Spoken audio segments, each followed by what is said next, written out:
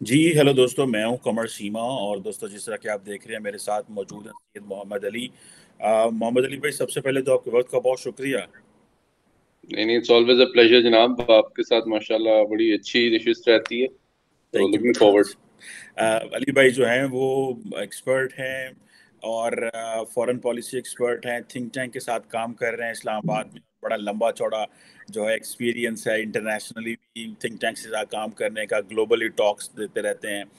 और आज मैंने रिक्वेस्ट की अली भाई से कि हमें थोड़ा टाइम दें समझने में कि दो चीज़ें हमने कहा 20-25 मिनट में समझें। एक अफगानिस्तान और एक इंडिया के where is Pakistan policy when it comes to Afghanistan. आज मैं देख रहा था कि अली भाई, चार पाकिस्तान के जो पुलिस वाले हैं वो खैबर जी। पख्तूनख्वा के जो एरिया है लकी मरवत, उसमें उनको शहीद कर दिया गया। उससे पहले टीटीपी वाले जो हैं घरों में घुस के पुलिस वालों को काट के उनके सर काट के चले जाते हैं।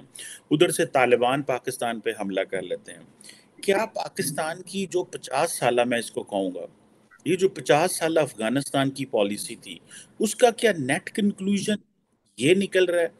पहले 20 साल हमने वहां पे तालिबान बनाने में लगाए, फिर 20 साल और फिर 5-10 साल हमने दुनिया को मनवाने में लगाए कि इनको रिकग्नाइज करें, फिर 20 साल उनसे लड़ने में लगाए। ये और हमने सारी बातें ये सारा कुछ किया कि इंडिया ना वहां पे बैठ जाए। पहले एक प्लान था, फिर स्ट्रेटेजिक डेप्थ, ये सारा इवॉल्व हो के आज हम इस मौके पे पहुंच गए हैं कि ना तालिबान हमारी सुन रहे हैं और टीटीपी वहां पे बैठ के पाकिस्तान पे हमले कर रही है। और पाकिस्तान का वजीर खारजा वॉशिंगटन न्यूयॉर्क में बैठ के ये कह रहा है कि अगर तालिब टीटीपी ने वहां से बैठ के हमले बंद ना किए तो हमें अगर वहां पे हिट भी करना पड़ा, स्ट्राइक करनी पड़ी, हमले करने पड़ा, तो हम करेंगे। What where do you see, हमारा फ्लॉ क्या है? हम 40-50 साल बाद क्या ऐसा अफगानिस्तान देखना चाह रहे थे, या हमसे कहाँ गलती हुई कि अफगानिस्तान हमारे हाथ से निकल गया?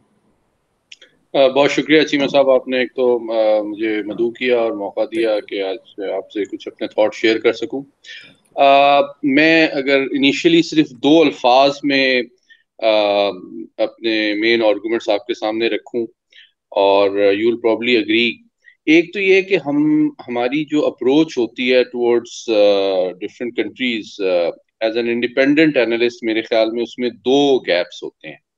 एक तो उसमें कंसिस्टेंसी का फुकदान होता है, और दूसरा उसमें कंप्रीहेंसिव अप्रोच का फुकदान होता है। मतलब अफगानिस्तान ही की एग्जांपल ले लें, तो अफगानिस्तान के पाकिस्तान के हवाले से क्या अहमियत है? अफगानिस्तान की, क्या हम उसको सिर्फ सिक्योरिटी के लेंस से देखेंगे? क्या हम उसको इकोनॉमी के लेंस से देखेंगे? क्या हम उसको जियो पॉलिटिक्स के लेंस से देखेंगे? क्या हम उसको हिस्ट्री या कल्चर या आइडियोलॉजी के लेंस से देखेंगे? तो मुझे ये फील होता है कि हम जब भी किसी सिचुएशन से डील करते हैं, तो एक तो हम एक वक्त में एक एस्पेक्ट को बहुत ज्यादा अहमियत देते हैं और शायद बाकी एस्पेक्ट्स को निग्लेक्ट कर देते हैं। इसका एक एग्जांपल आपको देता चलूं। मिसाल के तौर पे जो हमारे मावने खुसूसी है वजीर आजम के अफगानिस्तान के, Maisar Sadiq, is a very old friend, we know each other for almost 20 years। वो कभी कभार अक्सर ये कहते रहते हैं, उसके बड़े वो दाई रहे हैं, कि जब भी कोई प्रॉब्लम होता है अफगानिस्तान के साथ और हम बॉर्डर बंद कर देते हैं, और ये मौजूदा गवर्नमेंट की बात नहीं हो रही, ये पिछले 10-20 साल का निचोड़ बता रहा हूँ, तो उसका अफगानिस्तान को शायद इतना नुकसान नहीं पहुंचता जितना कि पाकिस्तान को नुकसान पहुंचता है।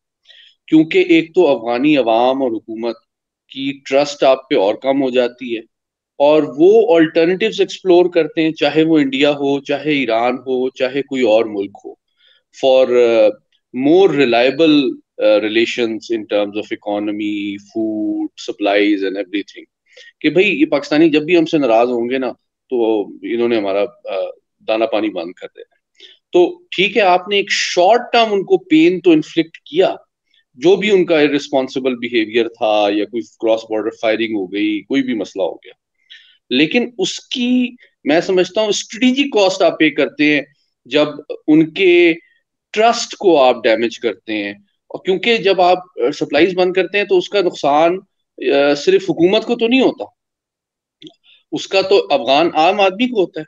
ये मैं एग्जांपल इसलिए देना चाह रहा था, बात को एक फ्रेमवर्क में आपके सामने रखते हुए। आसान अल्फाज में अफगानिस्तान को हम 4 डायमेंशंस में देख सकते हैं। और मैं समझता हूँ, मैं एहतियात से काम लेते हुए ये नहीं कहूंगा कि इसमें से कोई एक एस्पेक्ट शायद ज्यादा है, इक्वली इंपॉर्टेंट है। देखें, सिक्योरिटी का एस्पेक्ट भी है, पॉलिटिकल एस्पेक्ट भी है, सोशल एस्पेक्ट भी है और इकोनॉमिक एस्पेक्ट भी है, और चारों की नौइयत डिफरेंट है। हम चूंकि ज्यादातर गुफ्तगू सिक्योरिटी के कॉन्टेक्स्ट में करते हैं, और मुझे ये फील होता है कि पाकिस्तान की जो थिंकिंग है अमूमी तौर पे वो बाकी 3 एस्पेक्ट्स को निगलेक्ट करती है। अगर मैं इनिशियल आर्गुमेंट दूं before we get into more detail discussion, देखें सिक्योरिटी की इस वक्त वहां क्या सिचुएशन है। सिक्योरिटी की सिचुएशन ये है कि जो मौजूदा अफगान तालिबान की वहां हुकूमत है, वो मुकम्मल तौर पे तमाम अफगान टेरिटरी पे अपनी सॉवरेंटी और मोनोपोली ओवर वायलेंस को इंश्योर करने में तो नाकाम नजर आती है। उसको करना चाहिए, ये उसकी जिम्मेदारी है, लेकिन वो विल और कैपेबिलिटी की का फुकदान नजर आता है, नंबर वन। दूसरा आर्गुमेंट है, हम पॉलिटिक्स की बात कर लेते हैं। जब अगस्त लास्ट ईयर उनकी हुकूमत आई, तो यहाँ पे काफी यानी कि ऑप्टिमिस्टिक व्यू था पाकिस्तान में कि शायद हालात बेहतर हो जाएंगे, इंडिया का अमल दखल कम हो जाएगा और हमारा रसूख बेहतर होगा वगैरह वगैरह, और अफगान तालिबान की हुकूमत पॉलिटिकली भी स्टेबल होगी। लेकिन वो भी आपको नजर नहीं आया, बल्कि ऐसा हुआ कि जो आलमी बरादरी की उनसे तवक्कुआत थी, उसके नतीजे में जो उनसे एक्सपेक्टेशंस थी कि वो एक इंक्लूसिव और ब्रॉड बेस्ड गवर्नमेंट बनाएंगे अपने मफाद में, ताकि वो सबको साथ लेके चल सकें और एक स्टेबल पॉलिटिकल सिस्टम इमर्ज करे, तो वो भी नहीं हुआ। अच्छा, और इसका ताल्लुक तीसरे एस्पेक्ट से डायरेक्टली है, वो उसकी फॉरेन पॉलिसी या इंटरनेशनल पॉलिटिक्स से है। वो ये कि जनाब इसी वजह से, चूंकि वहां के जो डिफरेंट स्टेक होल्डर्स हैं उनको डिफरेंट कंट्रीज सपोर्ट करती हैं। आप जानते हैं अफगानिस्तान की एक यूनिक फीचर उनकी सोसाइटी का ये है, ये मैं सोशल एस्पेक्ट डिस्कस कर रहा हूँ, कि उसके जो 3 बड़े एथनिक ग्रुप हैं, वो तीनों एथनिक ग्रुप, चाहे वो ताजिक हो, उज्बेक हो या पश्तून हो, उनकी मेजोरिटी अफगानिस्तान में नहीं है, बल्कि वो नेबरिंग कंट्री में है। पाकिस्तान में पश्तूनों की आबादी अफगानिस्तान में पश्तूनों की आबादी से ज्यादा है। ताजिकिस्तान में ताजिकों की आबादी अफगानिस्तान में ताजिक लोगों से ज्यादा है, और उज्बेकिस्तान की आबादी अफगानिस्तान के अंदर जितने उज्बेक निजात लोग हैं उनके मुकाबले में उनसे ज्यादा है। तो इसका मतलब क्या है, इसका इम्प्लीकेशन ये है कि हर नेबरिंग कंट्री का जो लीवरेज, इंटरफेरेंस या इन्वॉल्वमेंट और इन्फ्लुएंस है वो रहता है, सोशली, इकोनॉमिकली, पॉलिटिकली। तो वो कंप्लीटली एक ऑटोनोमस और इंडिपेंडेंट सॉवरेन पॉलिटिकल अरेंजमेंट तो बनना एक सोशली इम्पॉसिबल नजर आता है। अच्छा, अब हम आते हैं, अच्छा, फिर ये 20 साल में जो वॉर ऑन टेरर हमने देखी, उसका उसमें हमने सिक्योरिटी के हवाले से तो बहुत काम किया। हमने अमेरिका के, हम फ्रंट लाइन आए थे वेस्टर्न अलायंस के, साथ ही साथ हमने 3 मिलियन से ज्यादा अफगानियों को अपने मुल्क में पनाह दी। लेकिन इसके बावजूद क्या वजह है कि अमूमी सतह पे जो उनका अर्बन मिडिल क्लास पढ़ा लिखा अफगानी है, वो पाकिस्तान को इतनी मतलब उसकी जानिब इतना मुस्बत व्यू नहीं रखता जितना वो इंडिया की तरफ या और ममालिक की तरफ रखता है, इतनी कुर्बानियां और दरियादिली के बावजूद। तो ये एक सोशल एस्पेक्ट है। चौथा एस्पेक्ट इकोनॉमिक है, कि जी इकोनॉमिकली तो हमारी थिंकिंग ये है कि जी अफगानी जो कुछ खाते हैं, पहनते हैं, ओढ़ते हैं, इस्तेमाल करते हैं, वो पाकिस्तान से जाता है, ये बिल्कुल ठीक बात है। लेकिन चूंकि मैं अब बिल्कुल फ्रैंक बात कर रहा हूँ, शायद ज्यादातर जो चीजें जाती हैं वो स्मगलिंग के जरिए या ब्लैक इकोनॉमी के जरिए जाती हैं। ठीक है, तो उस ट्रेड का भी पाकिस्तान को फायदा नहीं होता, नुकसान होता है। उसकी वजह से उन गुड्स की पाकिस्तान में शॉर्टेज हो जाती है, उसकी वजह से पाकिस्तान में इन्फ्लेशन और प्राइसेस बढ़ जाती हैं। तो फायदा तो अफगान अवाम उठाती है उस स्मगलिंग का और अनडॉक्यूमेंटेड ट्रेड का, लेकिन उसका नुकसान पाकिस्तानी अवाम को बहुत उठाना पड़ता है, जिसका मुझे फील ये होता है कि शायद हमारे अरबाब इख्तियार में उसकी ग्रेविटी का एहसास शायद कम है। और फिर आप देखें कि पिछले 1.5 साल में बहुत, मैं समझता हूं कि डॉलर का रेट बहुत बढ़ गया पाकिस्तान में, हमारी रेमिटेंशंस का इशू बन गया, हम इस वक्त आप देखें कि $7 बिलियन से ज्यादा की प्रोसेस फूड इंपोर्ट कर रहे हैं। तो एट अ टाइम अगर आपके यहाँ से स्मगलिंग फूड की, दूसरे रोजमर्रा की चीजों की अफगानिस्तान की तरफ ज्यादा होगी, तो इसका मतलब ये है कि पाकिस्तान में पाकिस्तानी अवाम की कॉस्ट ऑफ लिविंग बढ़ने का, या अफरात ज़र या इन्फ्लेशन का डायरेक्ट ताल्लुक इस स्मगलिंग के इशू से। और आखिरी बात जो है, जो हमने बाड़ लगाई पाक अफगान बॉर्डर पे, वो जिसका ताल्लुक ये रिसेंट फायरिंग इंसिडेंट से भी है चीमा साहब, वो ये है कि चूंकि वो, मुझे जो इतलात मिली है सीनियर फौजी जो मेरे दोस्त हैं उनसे, वो ये है कि बाढ़ लगाने के नतीजे में जो स्मगलिंग थी, जो स्मगलर्स थे, चाहे वो वेपन्स के हों, ड्रग्स के हों, गाड़ियों के हों, डीजल के हों, उनके या कंज्यूमर इलेक्ट्रॉनिक्स के हों, उनको बड़ा नुकसान हो रहा था। तो उन्होंने बेसिकली उनका एक इंटरेस्ट है कि ये बाढ़ को कई जगह से ब्रेक किया जाए, तोड़ा जाए, ताकि हमारा स्मगलिंग का सिस्टम और धंधा चलता रहे।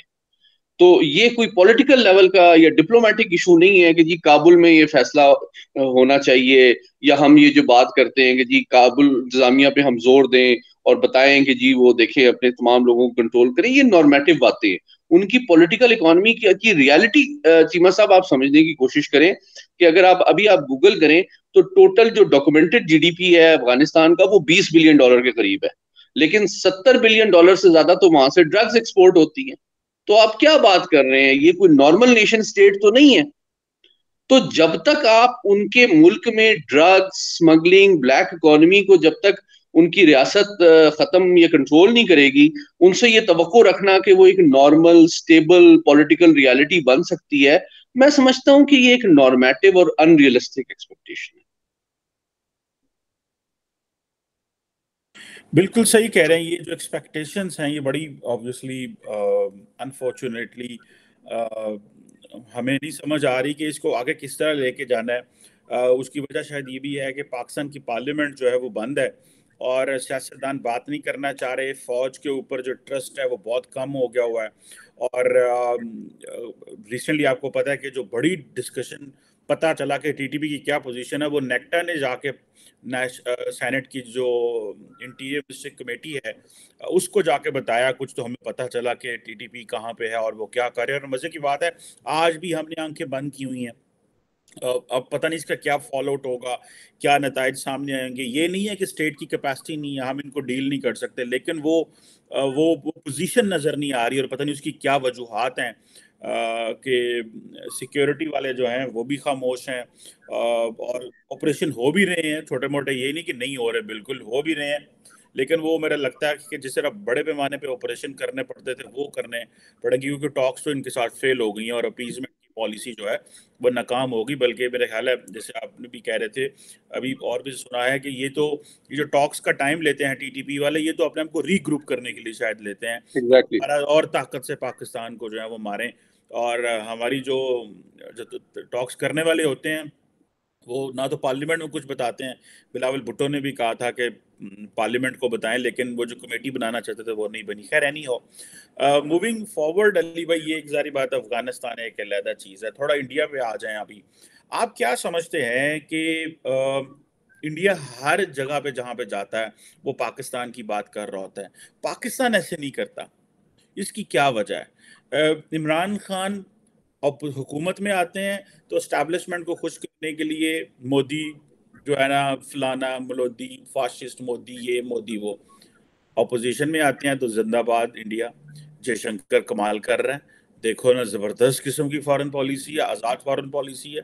और अभी बिलावल भुट्टो जो है वो हुकूमत में है, तो वो जो है टेक ऑन कर रहे हैं इंडियन लीडरशिप को, क्योंकि शायद उनको पता है कि मुझे घर में जरा ज्यादा शायद इसकी तारीफ मिलेगी।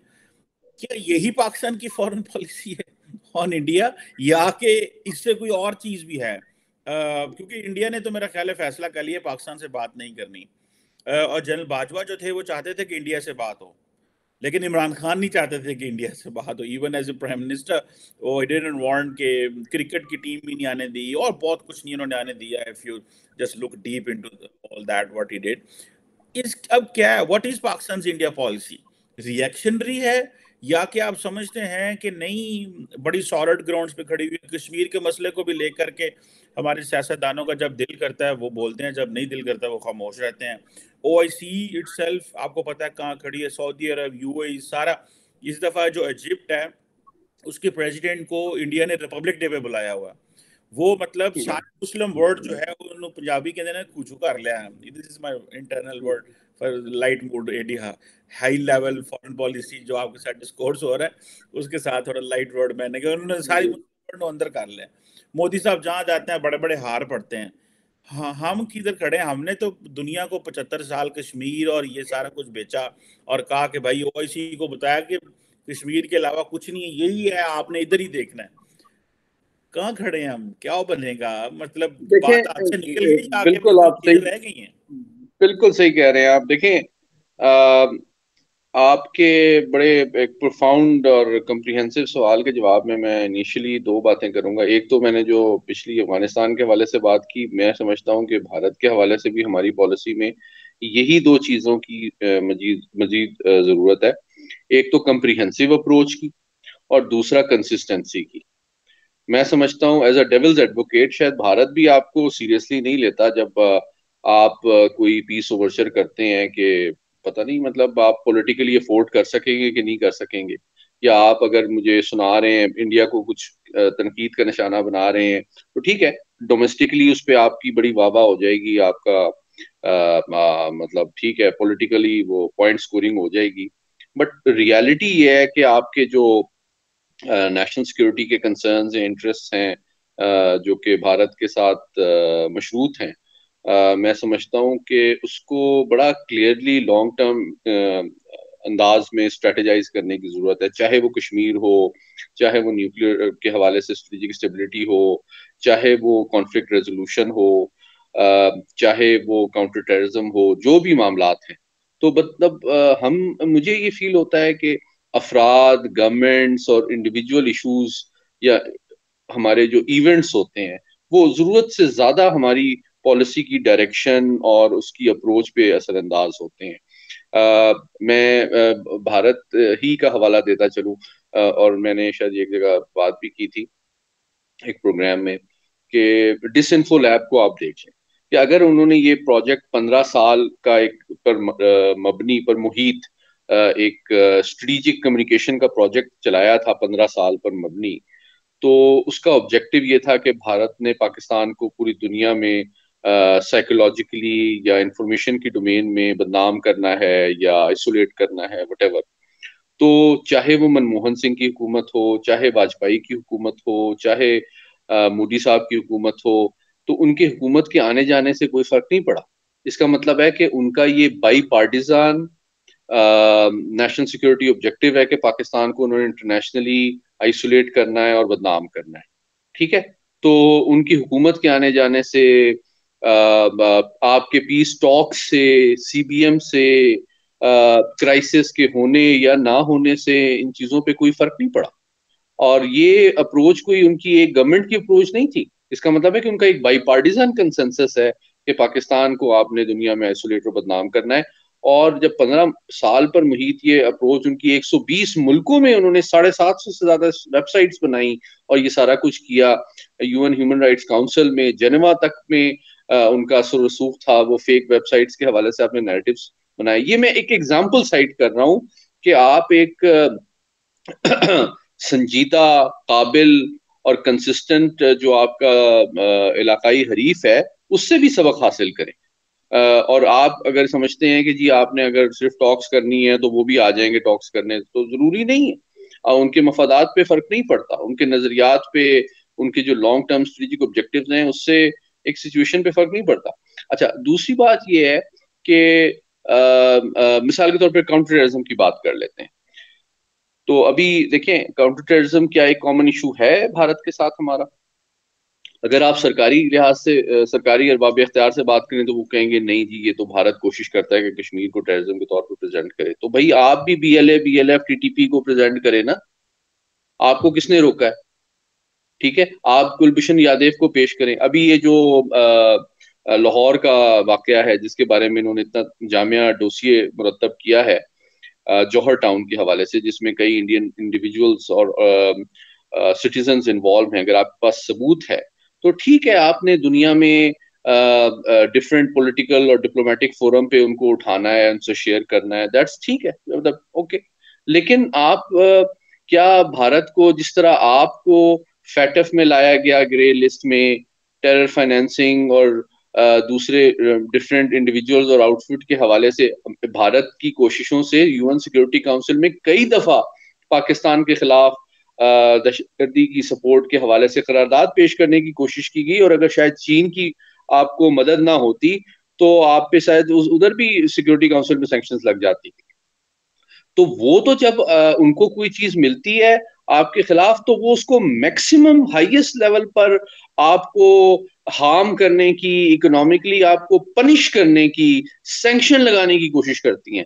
आप खाली ये मतलब क्या कहते हैं, प्रोटेस्ट कर देते हैं या कंडेम कर देते हैं या सख्त अल्फाज का इस्तेमाल कर देते हैं, जिससे थोड़े दिन के लिए आपके अवाम खुश हो जाते हैं, या आपका मीडिया एक्साइटेड हो जाता है, या आपको डोसी वगैरह निकालते हैं। लेकिन इसका क्या आप इंडिया की इस अप्रोच और स्ट्रेटजी को कि जी पाकिस्तान को दुनिया में आइसोलेट करना है, सैंक्शंस लगानी है, दुनिया में बदनाम करना है, तो इस अप्रोच को आप कंटेस्ट कर सकते हैं या करने की कोशिश कर रहे हैं? क्या आप आईसीजे में जा सकते हैं? क्या आप इंटरनेशनल क्रिमिनल कोर्ट में जा सकते हैं?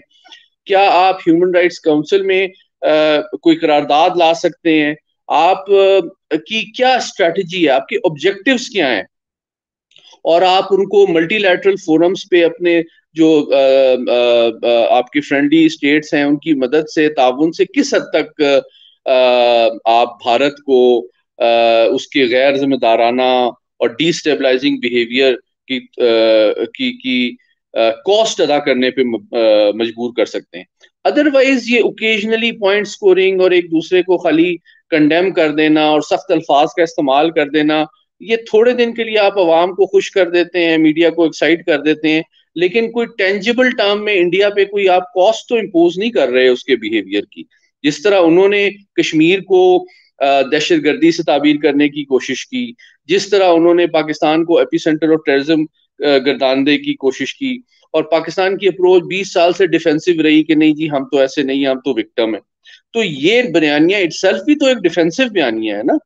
आप अगर इंडिया में 17 से ज्यादा आजादी की तहरीकें चल रही हैं, या उनकी ह्यूमन राइट्स रिकॉर्ड दुनिया में बहुत ही डिसमल है आईआईओ जेके के हवाले से, या आपके पास सबूत मौजूद हैं बीएलए बीएलएफ को सपोर्ट के, कुलभूषण यादव का केस मौजूद है, टीटीपी के हवाले से कुछ सपोर्ट के आपके पास सबूत हैं, जौहर टाउन का वाकया हो गया उसके सबूत हैं, तो आप इसको दुनिया में सिफारतकारी को खाली अल्फाज का जामिया पहना के और खाली कंडेम करके और मुजम्मत करके तो अपने मफादात को प्रोटेक्ट नहीं कर सकते। बिल्कुल सही कह रहे हैं अली भाई। मेरा ख्याल है इसमें एक पॉइंट मैं ये भी ऐड करता जो बात को कंक्लूड करते हुए, इंडिया जो कर रहा है वो देखें, प्रॉब्लम ये नहीं है कि कौन क्या कर रहा है, प्रॉब्लम ये होता है कि आप क्या कर रहे हैं। आपने, क्योंकि एग्जैक्टली। आपने अपनी चीजें सेट करनी है। सिंपल सी बात है, मेरा ख्याल है पाकिस्तान में घर में कंसेंसस नहीं है कि हमारा नैरेटिव क्या है।